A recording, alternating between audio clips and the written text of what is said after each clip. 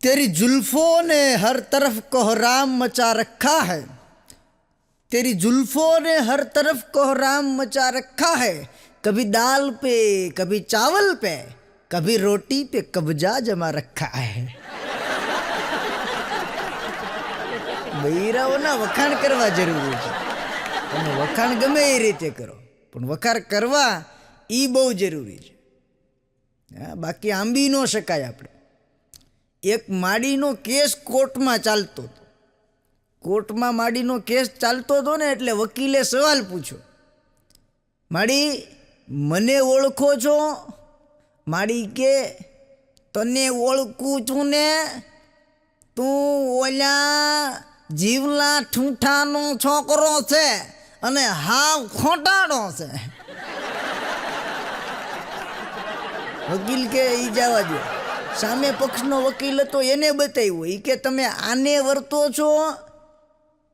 માડી એની સામું જોઈને કે એને વર્તું છું ને, ઈ ઓલા નાણિયા બાડાનો ગગલો છે, ઈ પણ તારી જેમ ખોટાડો છે અને એની બાઈ ભાગી ગઈ હતી, ઈ મેં નજર જોઈ હતી.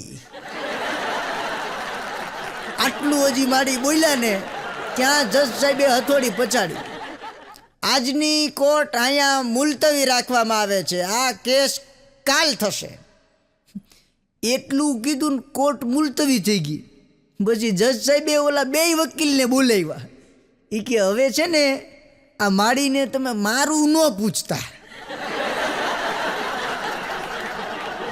નકરી કે આ મારી અહીંયા આખી ચોપડી ખોલશે. આ કોનું ક્યાં હું છે કેમ છે બધી કે માડીને બધી ખબર લાગે એ ક્યાંને. આ ન બતાવાય. અમુક બહુ ગજબ હોય ભાઈ. એક બેન એના પતિને કહેતા હતા, એ કે તમને ખબર છે શૂન્યની શોધ કેમ થઈ? ઓલો કે ખબર જ હોય ને. એ કે કેમ થઈ? એ કે કાંઈ નહીં, આર્યભટ્ટ એક દિવસ બેઠા બેઠા એના મિત્રોની ગણતરી કરતા હતા. પણ એવા મિત્રોની ગણતરી કરતા હતા કે જે એની પત્નીથી ન ડરતા હોય.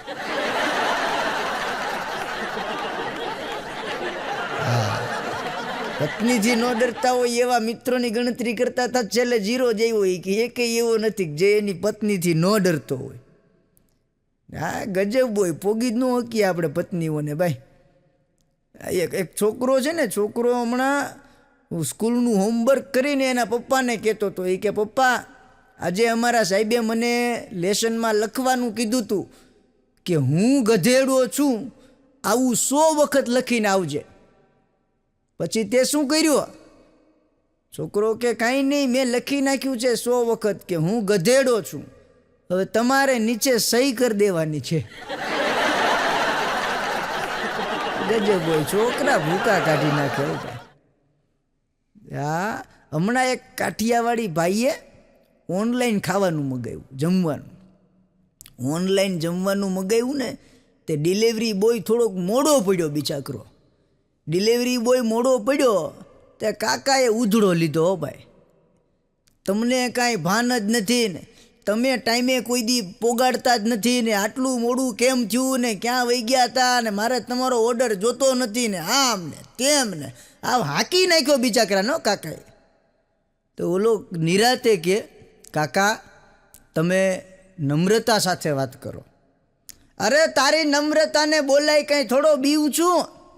ઓલો કે કાકા એમ નહીં, તમે શાંતિ સાથે વાત કરો. ઓલા કાકા કે તું શાંતિ ને નમ્રતાને બેયને બોલાય ત્યાં જા. અમે કઈ ફાટી પડીએ? ગજબ છે. કાકાને એમ કે આ બે છોકરીઓ સાથે વાત કરવાનું કે છે. ગુણ જેવી તો કઈ વાત જ ન આવે એ કે આપણે. હા, મારો એક ભાઈબંધ છે ગની, અખંડ વાંઢો. હા, હજી ભેગું થતું નથી બિચારાને. કોશિશ તો કરીએ છીએ અમે બધા. તો એને એક દી દવાખાને બીમાર થયો તે દાખલ કર્યો. તો 1 અઠવાડિયું દવાખાનામાં રહ્યો. 1 અઠવાડિયું દવાખાનામાં રહ્યો ને તે ત્યાં જે નર્સ એના ટેબલે એની સેવા કરવા આવતી હતી એને અઠવાડિયા પછી કીધું એ કે હું તમને પ્રેમ કરું છું. તો પેલી નર્સ બાજુમાં આવીને કે એમ અંગ્રેજીમાં કહીને બતાવો લ્યો. તમારા ગની કે આઈ લવ યુ સિસ્ટર, ને ઓલી કે આઈ લવ યુ ટુ બ્રધર. ભાંગી નાખ્યું કે ભાઈ. હમણાં એક બેન એના પતિને કહેતા હતા એ કે એવો કયો કાયદો છે કે મારે તમને રોજ રસોઈ બનાવીને આપવાની? ઓલો હસતા હસતા કે ગાંડી તને ખબર નથી, આખી દુનિયામાં એ નિયમ લાગુ છે કે કેદીને જેલમાં જ જમવાનું પૂરું પાડવામાં આવે. જેલની બહાર કેદીને જમવા થોડો લઈ જવામાં આવે કઈ. હા, એક બેન તો હમણાં દવાખાને ગયા ને ડૉક્ટર સાહેબને કે ડૉક્ટર સાહેબ હું વાત કરું ને ત્યારે મને દેખાતું નથી. ડૉક્ટર સાહેબ કે બેન એવું ક્યારે બને છે કે તમે વાત કરો તો દેખાતું નથી? તે ઓલા બેન કે હું જ્યારે ફોનમાં વાત કરું છું ત્યારે મને કંઈ દેખાતું નથી. ગજબ હો ભાઈ. ઓલો ડૉક્ટર દવાખાનાને તાળું મારે કુંભ મેળામાં ભાગી ગયો ફરવા. બોલ કે આ ગામમાં જાજુ ટકા ને તો મને દેખાતું બંધ થઈ જાય. હા, ગજબ હોય ભાઈ, ન પહોંચી શકાય હો. હા ના, મહિલાઓ છે ને, મહિલાઓ સ્ત્રીઓને બ્લડ પ્રેશરની તકલીફ થાય ને એનો સારામાં સારું એક ઘરગથ્થુ ઉપાય છે.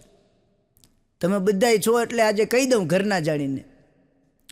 સ્ત્રીઓને બ્લડ પ્રેશરની તકલીફ હોય એમાં જેને હાઈ બ્લડ પ્રેશર થઈ જતું હોય એને કાંઈ નહીં કરવાનું, 5 મિનિટ એની મમ્મીને ફોન કરીને વાત કરી લેવાની, ઓટોમેટિક લેવલમાં આવી જાય.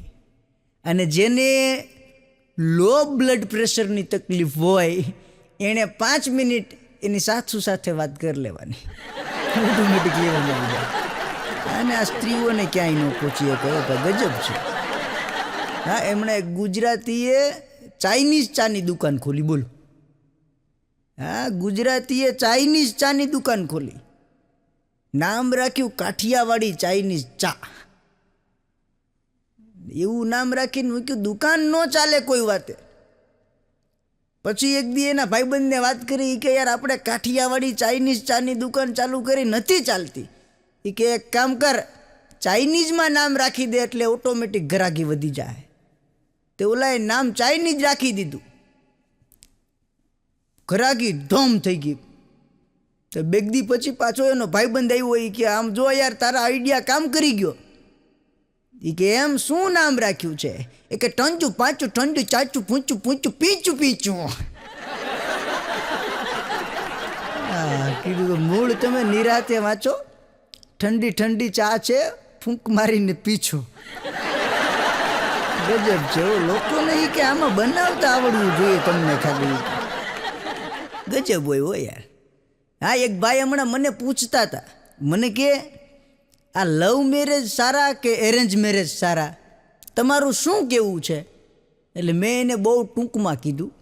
મેં કીધું જો ભાઈ, કારેલાનું શાક તમે કરો તો કારેલાનું શાક બાફીને કરો કે બાફ્યા વગરનું કરો, એ કડવું. લવ મેરેજ કરો કે એરેન્જ મેરેજ કરો, લગન જ છે, તમે ગમે એમ કરી લો. એમાંય બૈરાઓ, અને એમાંય ગુજરાતી બૈરાઓ, ઓહો ભૂકા કાઢી નાખે ભાઈ. હા, બહેનોની એક ખાસ વાત શું હોય ખબર? એ શેરીના નાકે બધી બાયું ભેગી થાય અને 2-2.5 કલાક સુધી ચર્ચા કરે, બધાની વાતો કરે, અને પછી છેલ્લે શું કહે ખબર? જાવા દે ને બેન, આપણે કોઈની પંચાયતમાં રસ જ નહીં જરાય, હું કોઈની પંચાયતમાં ન પડું કોઈ દી. બોલો, આખી કુંડળી કાઢી નાખે પછી છેલ્લે કે કોઈની પંચાયતમાં ન પડવું. હો હા, ગજબ હોય બૈરા. હમણાં 4-5 બહેનો આંબા હેઠે બેઠા બેઠા વાતો કરતા હતા, એટલે પંચાયત જ કરતા હતા એમ, કારણ કે એ તો મંડળી મોટી ને ભાઈ, વાતોય ખૂટે નહીં. એ વાતો કરતા હતા ને તે ઉપરથી એક કેરી પડી ને તો એક બેન કે લે આ કેરી કેમ અત્યારે પડી? તે ઓલી બીજી બેન બોલવા જાય ને એ પહેલાં તો કેરી બોલી. એ કે મારી માં તમારી વાતું સાંભળી સાંભળીને હું પાકી ગઈ છે. ન પહોંચી શકાય બૈરાઓને ભાઈ. પણ એમાં અમારે એક ભાઈ એની પત્નીને રસોઈ બનાવતા બનાવતા બહુ શીખવાડીને થાકી ગયો. પછી એણે નવો વિચાર કર્યો. એ કે હવે આમ નહીં ભેગું થાય. તો એક દી જમવા બેઠો, એની પત્નીએ જેવું જમવાનું પીરસ્યું એટલે ઓલો કે વાહ શાક તો જો તારું, તે શું શાક બનાવ્યું છે ગાંડી, બહુ સરસ શાક બનાવ્યું છે, ખૂબ સરસ છે. આજે શાકમાં કાંઈ ન ઘટ્યો, ખાલી એક જરાક એવું મીઠું વધી ગયું, બાકી એક નંબર શાક છે, માં કાંઈ ન ઘટે.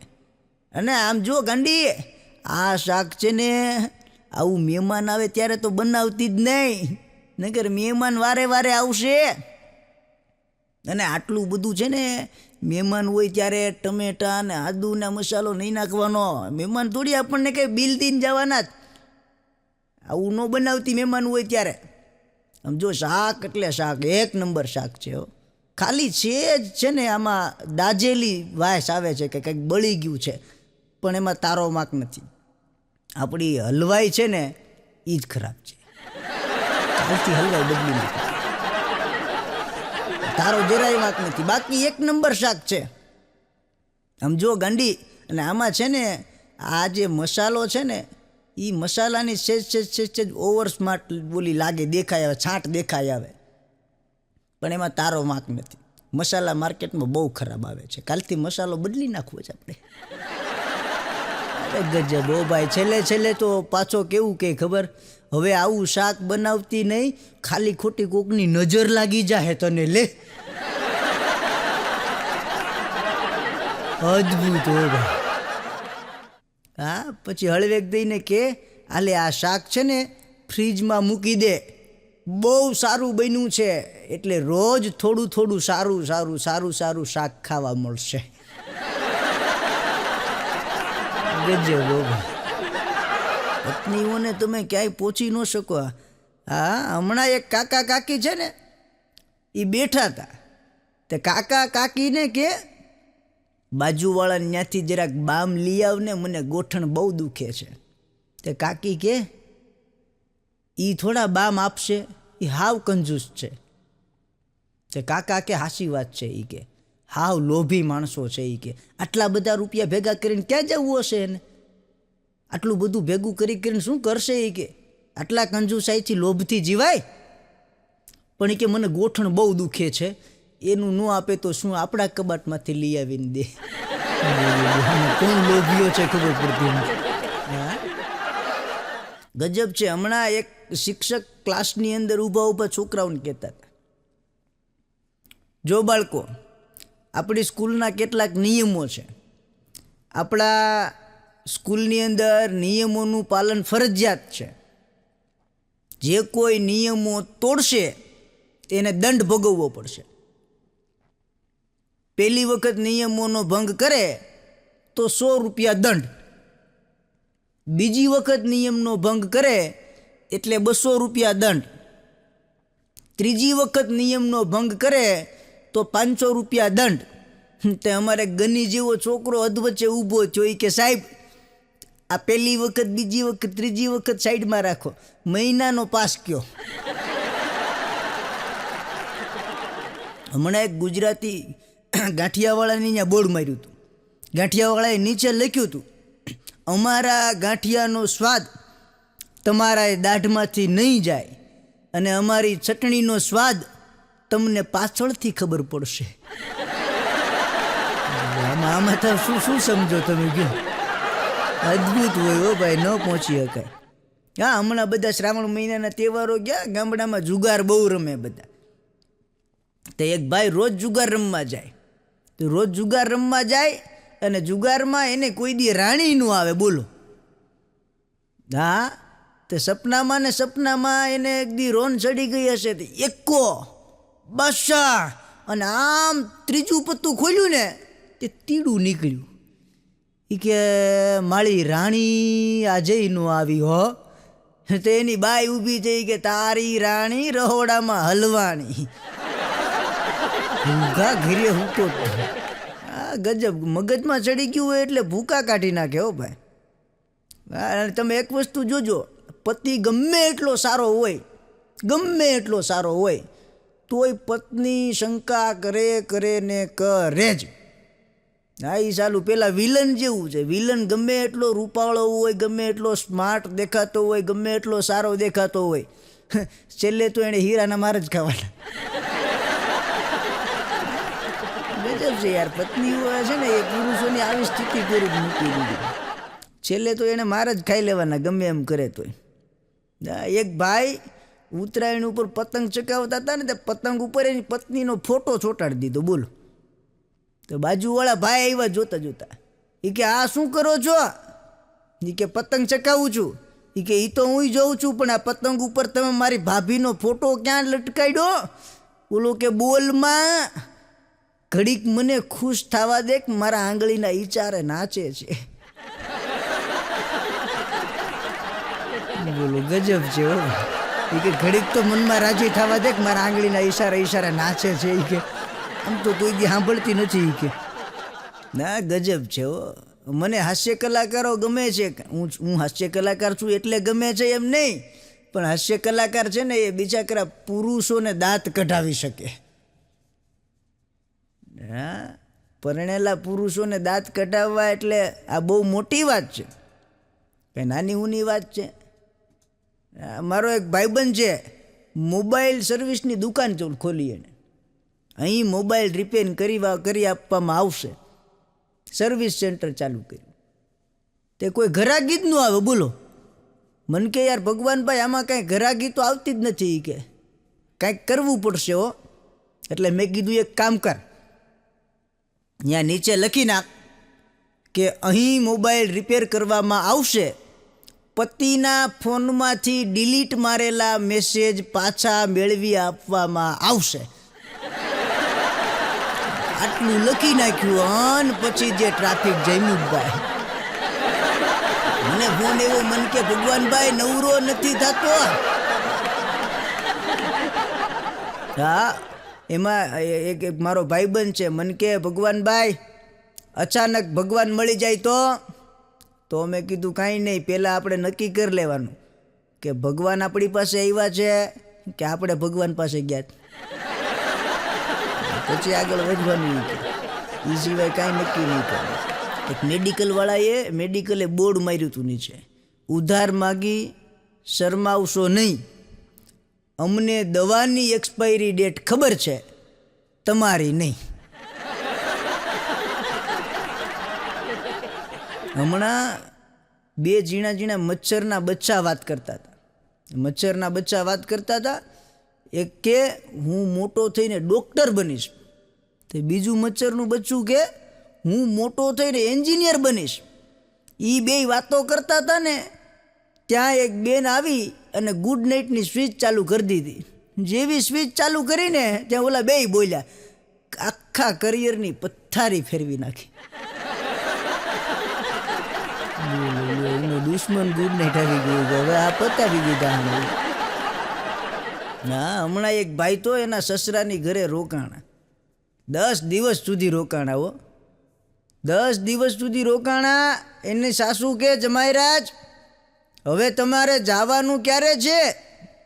ઓલો કે કેમ? એ કે સસરાની ઘરે એટલા દિવસ રોકાવાય? ઓલો કે રોકાવાય નહીં કેમ? તમારી દીકરી મારી ઘરે નથી રોકાતી? તેની સાસુ કે પણ અમે તો ત્યાં પરણાવી છે. તે ઓલો કે મારા બાપાએ હું મને ભટકાવ્યો છે? ભટકાવ્યો થોડું મને અહીં. હમણાં એક બેને 108માં કોલ કર્યો. 108માં કોલ કર્યો ને, તે 108માંથી સામેથી પેલા ભાઈ બોલ્યા, એ કે હા બોલો. એટલે આ બેનને એડ્રેસ આપ્યું, કે આ જગ્યાએ ફટાફટ ગાડી આવવા દો. એટલે પેલો ભાઈ કે બેન શું તકલીફ છે? એ કે કાંઈ નહીં, હું ઘરમાં કામ કરતી હતી, કામ કરતાં મારા પગની આંગળી ઉપર ટેબલનો પાયો પડી ગયો, તે આંગળી છીપાઈ ગઈ. તે ઓલો 108 વાળો દાંત કાઢવા માંડ્યો. એ કે બેન ટેબલના પાયામાં આંગળી છીપાઈ જાય તો 108 બોલાવાય? એ કે એટલા માટે નથી બોલાવતી કે મારી આંગળી છીપાઈ ગઈ, પણ મારી આંગળી છીપાઈ ગઈ મારા પતિ દાંત કાઢતા હતા.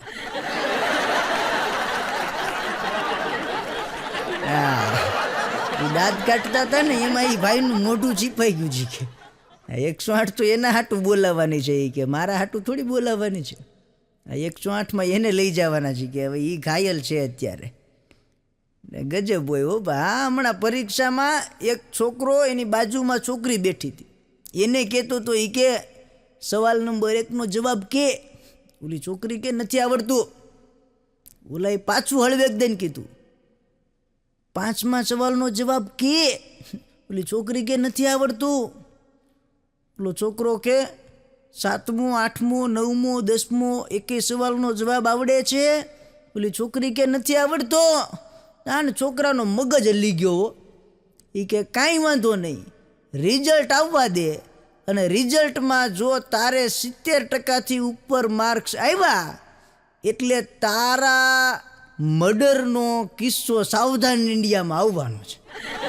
બોલો કેવા છોકરા છે, સીધી ધમકીઓ. હા ગજબ હોય હો ભાઈ. અને છોકરા ગજબ ભાઈ, ન પહોંચી શકાય. મને એકવાર પરીક્ષામાં છે ને, હું ભણતો ત્યારે મને બહુ ગર્વ થયું એક વખત પરીક્ષામાં. બોલો, એક તો ભણવામાં આપણે એટલા બધા હોશિયાર નહીં, પણ હવે ઇંગ્લિશનું પેપર ને ઇંગ્લિશમાં મને કાંઈ આવડે નહીં. તો હું આમથી આમ જોતો હતો બધીમાં. તો હું આમ ત્રાસું ફરીને જોતો હતો, બાજુવાળી છોકરીના પેપરમાંથી જોવાની કોશિશ કરતો હતો. તો ત્યાંથી બાજુમાંથી અમારા ક્લાસમાં સુપરવાઇઝર નીકળ્યા. મને કહે સીધો બેસ, પાછળવાળી છોકરી તારા પેપરમાંથી કોપી કરે છે.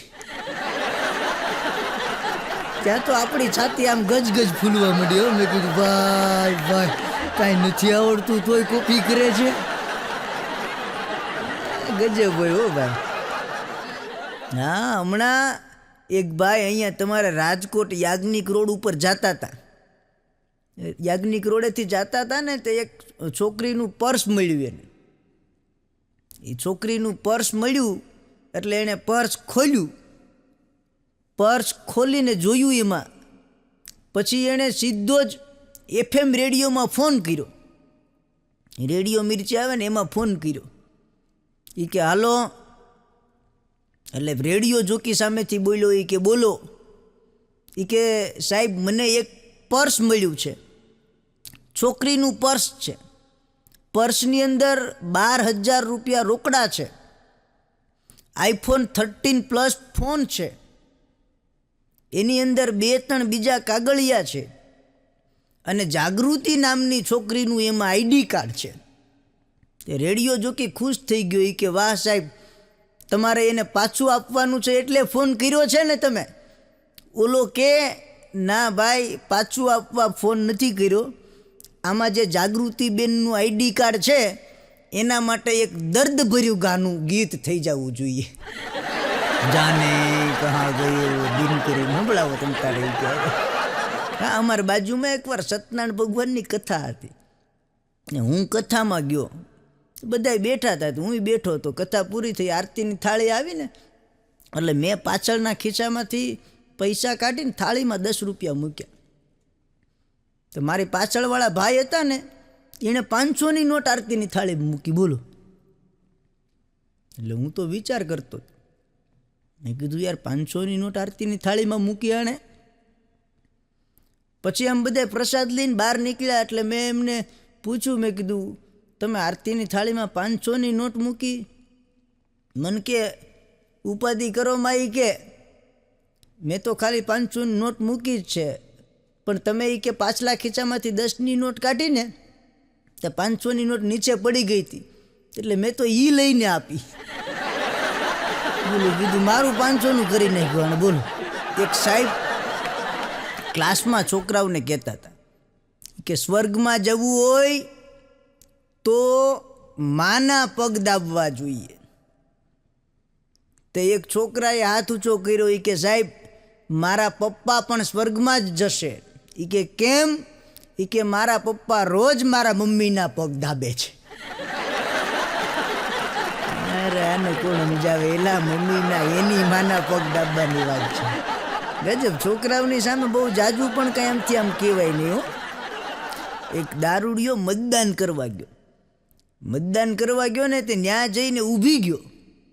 તે બૂથ ઉપર જે બેઠા હોય ને એને કીધું કે ભાઈ જલ્દી કરો, આટલી બધી વાર કેમ લગાડો? એ કે સાહેબ શાંતિ રાખો, 5 વર્ષ માટે પ્રતિનિધિ ગોતવાનો છે, ઈમાનદાર માણસ જોઈએ, પણ લોકશાહી છે એટલે પહેલી ઈમાનદારી આપણી હોવી જોઈએ.